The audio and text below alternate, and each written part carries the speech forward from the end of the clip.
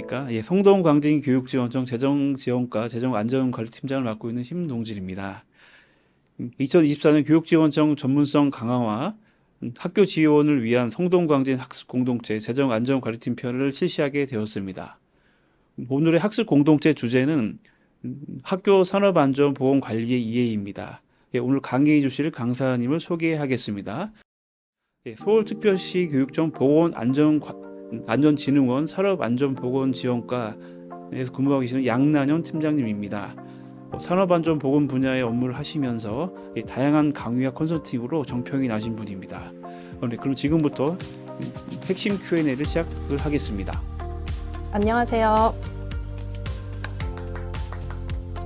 저는 서울시교육청 보건안전진흥원 산업안전보건지원과 팀장으로 근무하고 있는 양난영입니다.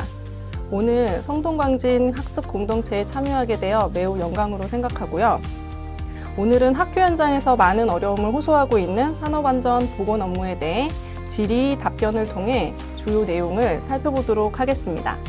예, 서울시교육청의 사업주는 누구인가요? 네, 고용노동부에서는 서울시교육청, 본청, 교육지원청, 직속기관, 공립학교를 하나의 사업장으로 판단하고 있으며 사업주는 교육감님으로 보고 있습니다. 사립학교의 경우 서울시교육청과는 별도 체제로 보고 있으며 사업주는 보통 학교법인 이사장으로 보고 있으니 참고하시기 바랍니다. 산업안전보건법의 적용 대상이 공무원도 포함이 되나요? 네, 산업안전보건법은 노무를 제공하는 사람의 안전 및 보건을 유지 증진하기 위한 법으로 공무원을 포함한 모든 근로자에게 적용되는 법률입니다. 따라서 산업재해 조사표 제출과 산업재해 발생 보고, 그 밖의 안전보건 조치 대상에 공무원도 당연히 포함됩니다. 다만 산업안전보건법 중 일부 규정은 현업업무 종사자에 한해서만 적용되는데요. 안전보건관리 체제 및 안전보건관리 규정에 관한 사항, 안전보건 교육에 관한 사항은 현업업무 종사자에게만 적용되는 규정입니다. 산업업무 종사자란 누구인가요?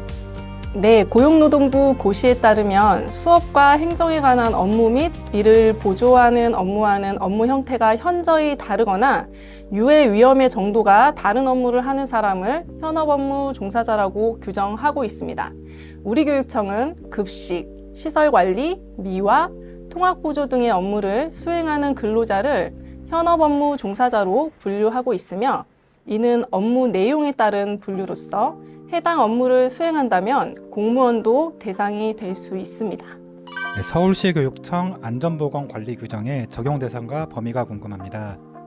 네, 서울시 교육청 안전보건관리 규정은 2022년 9월 최초로 제정되었고 서울시 교육청 소속 현업업무 종사자를 대상으로 산업안전 및 보건 활동에 관한 사항을 규정하고 있습니다.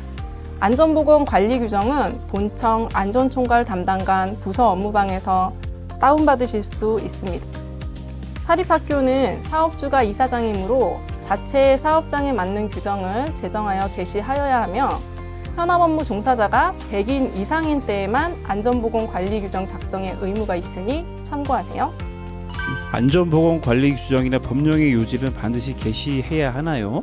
네, 안전보건관리 규정이나 법령의 요지는 산업안전보건법 제34조에 반드시 게시하도록 규정하고 있고 게시하지 않으면 위반 횟수에 따라 과태료를 부과받게 됩니다.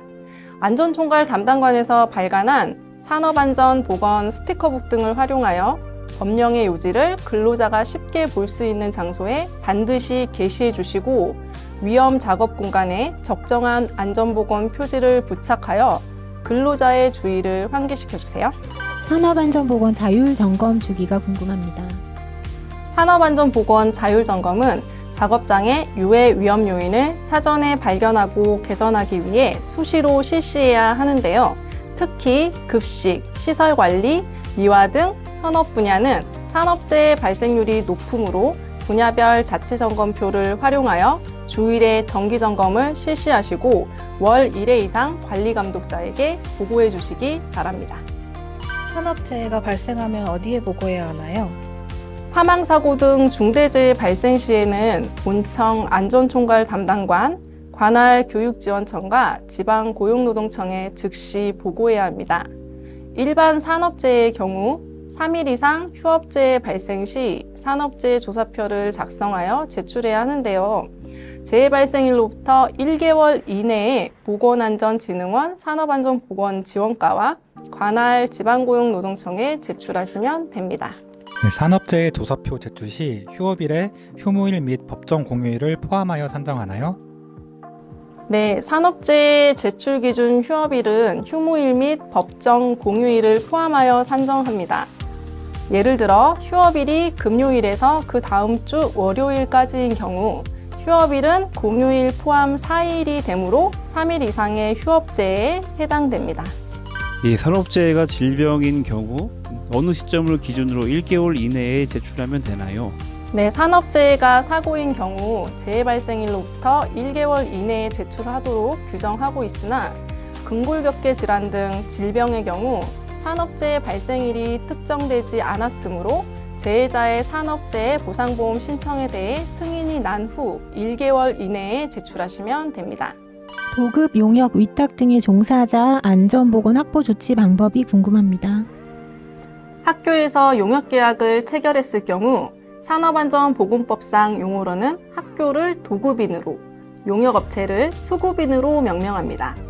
학교에서 급식, 시설관리, 미화 등의 분야에서 용역을 통해 업무를 수행할 경우 수급업체 종사자들의 안전보건 확보를 위해 안전보건 협의체를 구성하여 월 1회 정기회의를 실시하여야 하고요.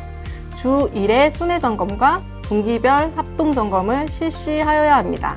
순회점검은 자율점검과 같은 방식으로 학교가 주관이 되어 실시하시고 분기별 합동점검은 수급업체와 함께 실시하시기 바랍니다.